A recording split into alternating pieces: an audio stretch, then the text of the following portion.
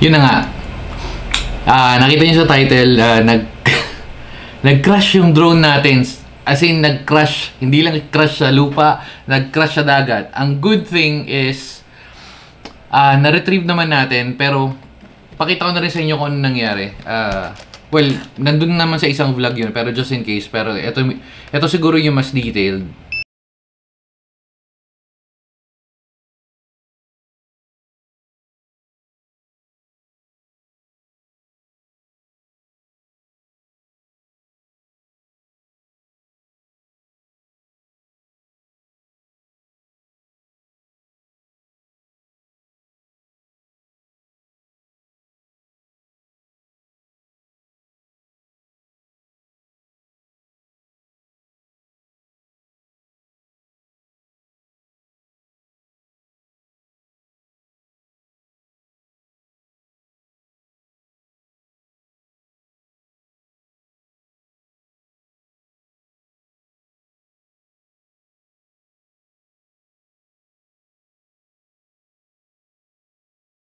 Online natin tong controller. At nakikita nyo medyo makalat sa likod kasi una-una naghanap tayo ng resibo.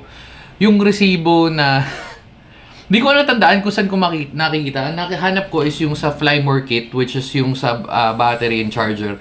Pero yung sa mismong unit tayo, nagbabaklas tayo. Hindi ko makita. Pero anyway, so going back, ang nangyari kasi is nandun tayo sa Batangas, sa Calatagan. Papalipad tayo ng drone. Okay naman, as in medyo malakas yung hangin, pero tinesting ko muna kasi bago ko paliparin. Steady naman, as in stable naman yung drone and all. Pero at a certain point na parang nagdi-disconnect siya, siguro around 2 minutes. Papakita ko sa inyo yung video. Ito. Lipat tayo dito sa camera. Ayan, yan. So, pagpunta natin dyan, papakita ko sa inyo. Nandito na rin yung, kasi bago ko gawin tong video na to, nag-contact na ako sa DJI MOA. Kasi nga nanghingi ako ng resibo sa kanila, which is good. And ang ganda na service nila. Parang pagkatawag ko sa kanila after 2-3 minutes, nag-response na agad sila. Basta na-provide nyo yung details, like kung kailan nyo nabili, pangalan nyo, number, and all. So, na-retrieve naman nila. Kasama ka nga yung time, nabigay ko sa nila. And then, after 2-3 minutes, nabalikan nila ako agad, and nabigay nila yung resibo. Tapos, after nun, after ko sila makontak, kinontak ko na rin yung DJI na service center, which is yung pinagpapagawan. Tapos, yun, sabi is, kailangan daw dalhin. It's either, pwede mong i-move, or pwede mong ipadala, pero for lalo na ikaw, syempre, baka curious ka kung paano yung proseso nila sa warranty and all. Just in case, hopefully not, pero just in case na mag-crash yung drone mo, meron ka ring idea, di ba? Pero before pa nito, medyo active rin ako noon kasi yung bago sa akin yung drone. Ano pala, yung drone na to, siguro, hindi siguro. May 15 yung paggabili natin. So, hindi pa naman 1 year. Kasi March, April, May. 3 months na lang mag-go 1 year na. Pero ang flight time ko pa lang is nasa 2 hours. Ito, papakita ko sa inyo. Profile. Oops.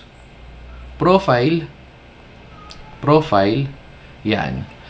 Makikita nyo dyan. Ang flight time ko is 2 hours and 47 and 2 hours and 47 minutes.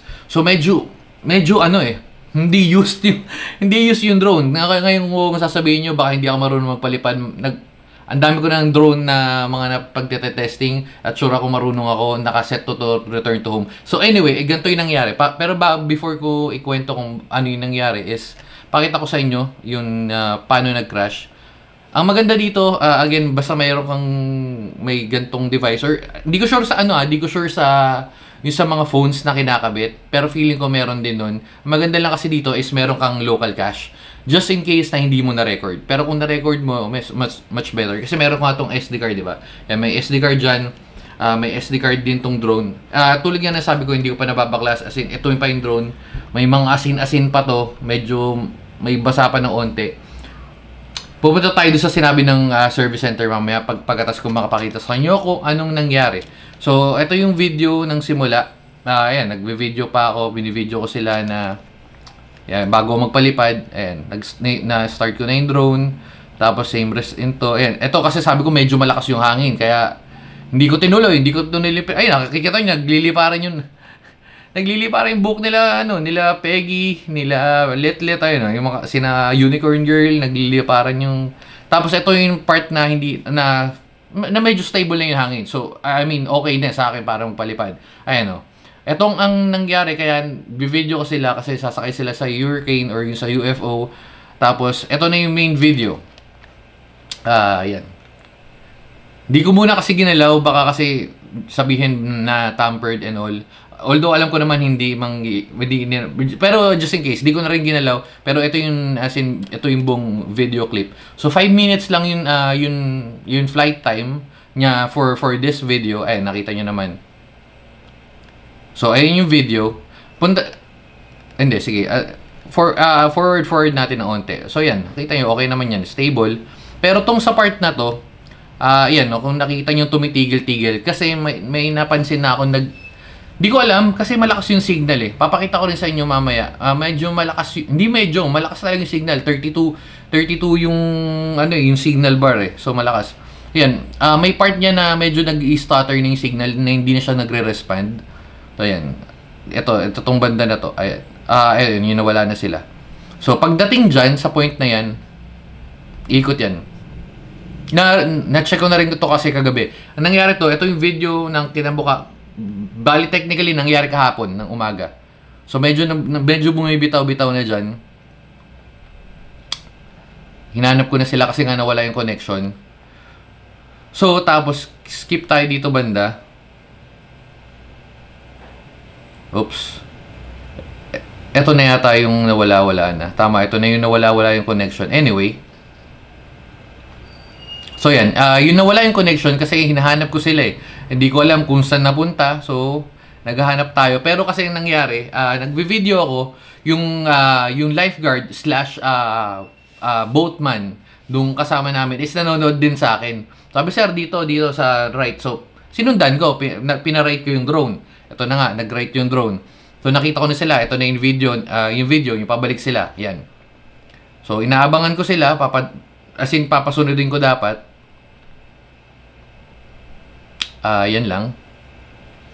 Ayan linaw eh. Maayos yung kopya eh. Ano pa to? Cache pa to. Hindi ko alam kung pag in-export ko kung mas high quality sa malamang hindi kasi video cache lang to. Pero anyway. Okay, so malamang napapansin nyo parang gumaganon-ganon yung drone. Ayan. Hindi siya nagre-respond. Pinapaangat ko. Paano ko masasabing pinapaangat ko? Papakita ko sa inyo pagkatapos nito. Hindi na siya nakokontrol. Ayan. Medyo boom. Ayun na yung sakuna.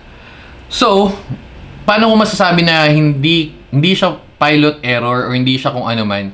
Nandito kasi yun. So, para pakita ko na rin sa inyo para just in case.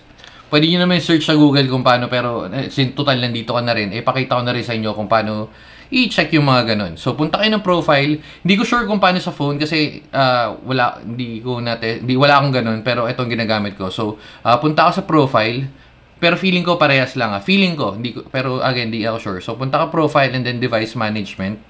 Ay, hindi pala device management, sorry. More. Ayan, more. Ito nakikita nyo. Yung kung kailan, which is yung date, hindi ko malinaw, yung date, tapos yung distance, kung gaano kalayo, altitude, gaano kataas, duration. So, kiklik nyo yan. Pagka-click nyo lang, ang makikita nyo lang naman is yung, yan, unang makikita nyo, parang ganyan lang naman, umikot yan, i-play natin. So, yan. Unang-una, oops, wait lang, balikan natin.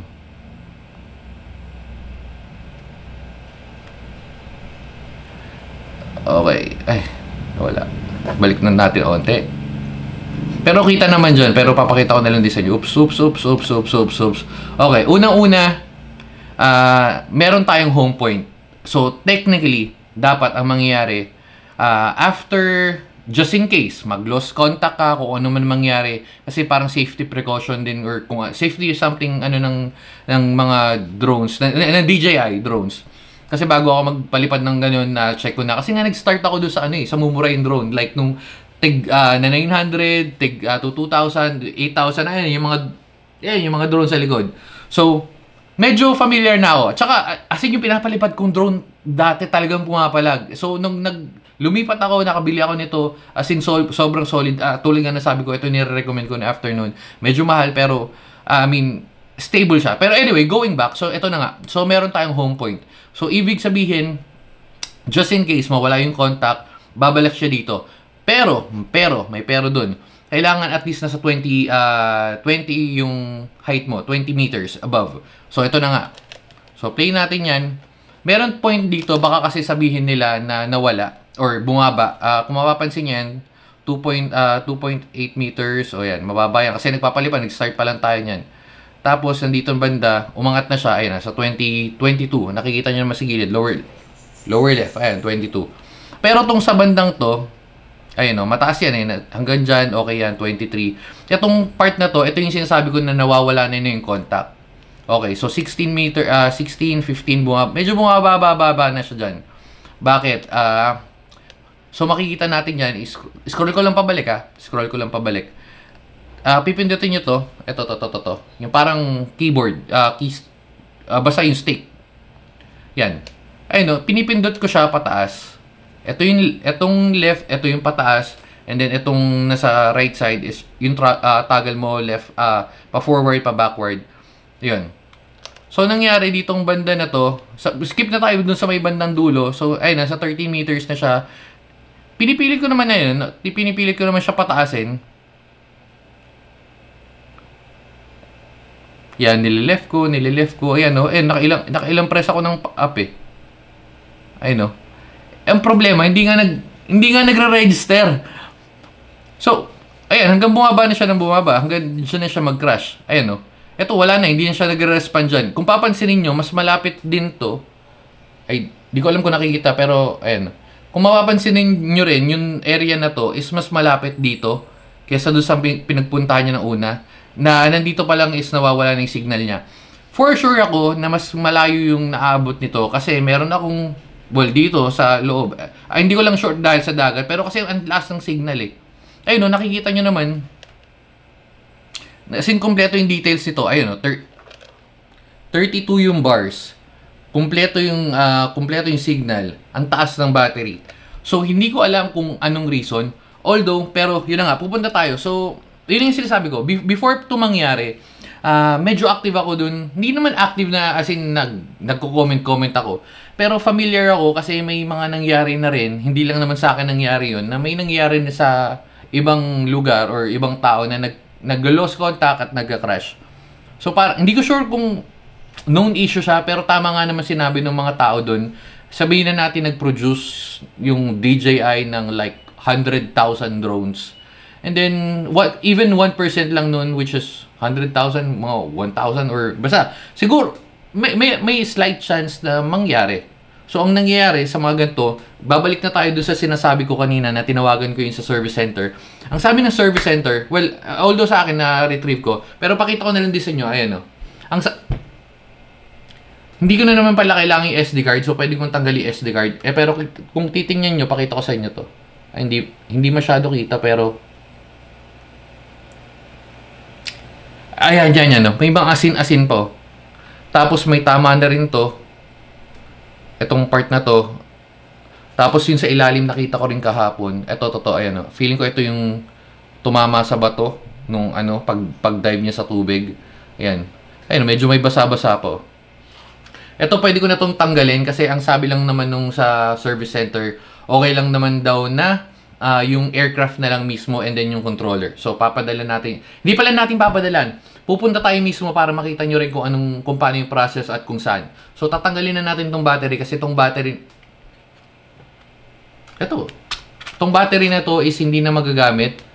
Hindi ko sure kung ito yung sa Fly More kit. I-compare ko, pero... Wait. Ay, no. Ay, men, sunog. Nasunog. Ito. Ay, hindi. Siyempre, nag-dive eh. Ayun. Kita nyo? Ayun, medyo nag-burn out eh. Well, sa bagay kasi galing air tapos nag-dive. Ayun, yan. Sunog. Amoy dagat pa. Amoy dagat, medyo maasin-asin pa. Tapos, yung loob, ipakita ko lang sa inyo just in case na interesado kayo. Ayan, ayun yung loob. Wala na yung sticker na nakauwang kasi medyo tinanggal ko dahil pagka nagpapalipad ako dati, sumasabit-sabit. So, ayan. Ayun yung loob nun. Anyway, going back sa sinasabi ko, ang kailangan lang naman nila is yung aircraft, which is itong unit, at yung controller. So, going back, just in case, paano nga naman kung nag-dive ito sa medyo malalim-lalim? Pagka ganun daw is lost contact, sinasabi naman daw, sabi nung nung nakausap ko nung service center, hindi ko alam kung pare-pare sila ng sasagot, malamang hindi. Pero ang sinasabi, pagka ganun, kailangan daw nung unit mismo. Pero pag water damage, tulad ng ganito, is automatic replacement. Kasi, paano nga naman masisira, paano nga naman maayos, is nag-dive na sa tubig. So, automatic replacement yung ganun. Pero, pag nag-dive sa malalim, no, medyo yung medyo kakabaka-baka. Kasi paano mo re-retrieve yun? Kasi ang nangyari sa akin, medyo malapit-lapit eh. Kasi nakita nyo naman sa video, di ba? Parang may mga damo-damo at may mga bato-bato. Kasi nangyari, nag-denive na lang ni Kuya, saglit lang na retrieve niya yung unit. So anyway, so siguro yun na yung muna for this video. Pupuntahan natin yung DJI din ngayon araw para mapadala natin. Kasi ang sinasabi nila is pagpadala natin sa kanila ng unit. Hindi papadala, pupuntahan ko. Pagpunta natin sa kanila, ang mangyayari is papadala nila sa main, which is sa Hong Kong. Yun yung sabi niya, hindi sabi ko. Alam ko meron pang ibang pero sinasabi ko lang sa inyo yung sinasabi nung nakausap ko. Ang mangyayari is papadala nila yung logs. Alam ko nga pwede nga lang i-retrieve yung logs kasi pwede ko naman send sa kanila. Pero anyway, ni-request nila, wala namang problema sa akin. Total, di ko rin naman magagamit dahil yun, so ipapadala nila yung logs. Ang mangyayari is papadala nila doon, and then after 2 weeks, ang sabi sa akin, after 2 weeks babalik nila yung info kung pilot error or kung yun mismong unit yung nag-crash. Pero I'm 110% nakita naman. Pero anyway, so check natin yung kung ano sasabihin nila kasi hindi lang naman sa akin nangyari yung tulad ng sabi ko. Meron din nangyari sa ibang sinasabi nung DJI, hindi daw kasalanan ng drone, yung iba naman pinapalitan. So ewan ko bang nangyayari sa story natin, pero kung interesado ka sundan mo yung susunod na mangyayari sa mga video na to. Anyway, so next video regarding sa drone, paano yung replacement, paano yung replacement, paano yung warranty process nila. Pupuntahan natin sila sa, hindi ko na sasabihin ko saan, sa Makati. Sige na, bye-bye. Durog mo, no? Dive! Bye-bye and babu!